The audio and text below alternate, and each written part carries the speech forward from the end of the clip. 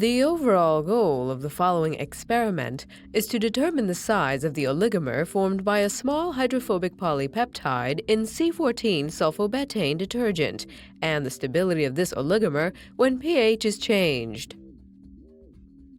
This is achieved first by determination of which deuterium oxide concentration matches the density of detergent micelles and thus neutralizes their buoyancy.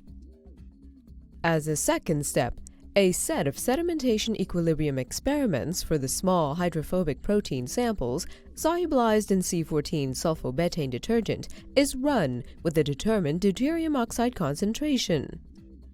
Next, the first and second steps are repeated at a different pH in order to compare the sedimentation profile of the protein at these various pH values.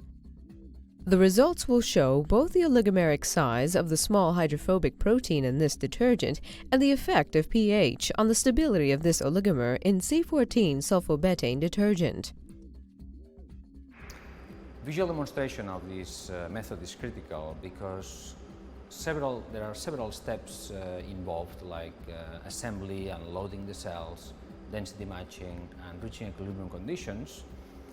And this can easily overwhelm and confuse first-time users. Any small mistake in these steps can potentially waste several days' worth of experimental time. The procedure will be demonstrated by Surya, a PhD student in my lab.